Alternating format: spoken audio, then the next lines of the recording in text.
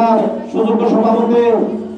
যে স্বপ্নকে ধারণ করে আমরা প্রতিষ্ঠিত করেছিলাম, আমাদের পরিবার প্রতিষ্ঠিত করেছিল এই বিদ্যালয় সমাজের মানুষকে আলোকিত করার জন্য, একটা অন্ধকার যুগ থেকে আলোর জগতে প্রবেশ করার জন্য। আমার প্রিয় মা বোনদের যারা বঞ্চিত ছিল প্রত্যেকটি ক্ষেত্রে, বিশেষ করে শিক্ষা ক্ষেত্রে, কারণ শিক্ষা হচ্ছে মেরুদণ্ড, জাতির মেরুদণ্ড, এবং শিক্ষা হচ্ছে আলো। যেখানে শিক্ষা নাই সেই জাতির মেরুদণ্ড দুর্বল, যার মেরুদণ্ড দুর্বল সে কোনোদিন সোজা হয়ে দাঁড়াতে পারে না সমাজের কোনো ক্ষেত্রে। সেই জন্যই আমরা যে মহান লক্ষ্যকে সামনে রেখে আমার মরহুম শ্রদ্ধেয় বড় ভাই জনাব জহুরুল আনোয়ার খান আমার মরহুম পিতার স্মৃতিকে ধরে রাখার জন্য এই বিদ্যালয় প্রতিষ্ঠিত করেছে। আজকে আমরা ধীরে ধীরে হাঁটি হাঁটি পা পা করে ৪৫ বছর অতিক্রম করে আমরা মনে হয় আজকে সার্থকতার একটা চরম শিখরে আমরা পৌঁছেছি।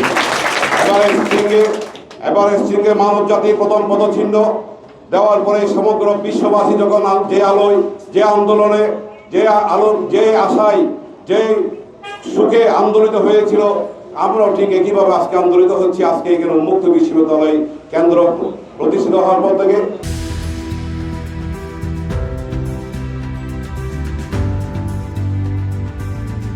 সীমিত 20টা ক্লাসে এই একটা বই শেষ করা কঠিন। হ্যাঁ, কিন্তু বাংলাদেশ উন্মুক্ত বিশ্ববিদ্যালয় হচ্ছে দূরশিক্ষণ পদ্ধতিতে, এই পদ্ধতিতে 20টা ক্লাস যথেষ্ট। আমাদের নিয়মটা হচ্ছে এই যে যেমন আগামীকালকে আমাদের ইংরেজির ক্লাস হবে। আমাদের ইংলিশ টিউটর যিনি আছেন উনি যদি বলে দেন আগামী শুক্রবারে ইংরেজির প্রথম অধ্যায় উপর ক্লাস হবে, তোমরা প্রথম অধ্যায় ভালো করে কি দেখে শুনে আসবা। তাহলে এই যে আজকে যদি 100 জন শিক্ষার্থী আছে বা 50 জন শিক্ষার্থী আছে, 50 জন শিক্ষার্থী যদি প্রথম অধ্যায়ের উপর ভালো করে কি লেখাপড়া করে আসে, আর যেখানে বুঝতে সমস্যা হয়েছে সেখানে যদি আন্ডারলাইন করা হয়, তাহলে আমাদের দূরশিক্ষণের নিয়মে আমাদের স্যার চেয়ারে বসে থাকবেন। আমাদের শিক্ষার্থীদের পক্ষ থেকে বৃষ্টির মতো প্রশ্ন আসবে। যেমন আমি বলছিলাম আগামী শুক্রবারে প্রথম অধ্যায়ের উপর ক্লাস হবে, আপনারা ওই অধ্যায়ের উপর লেখাপড়া করে আসছেন, যেখানে বুঝেন নাই সেখানে আন্ডারলাইন করছেন।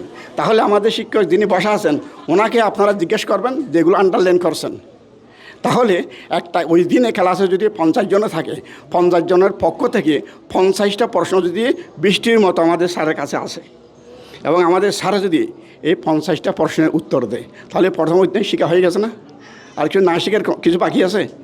হ্যাঁ, আমাদের পদ্ধতি হচ্ছে এই ধরনের।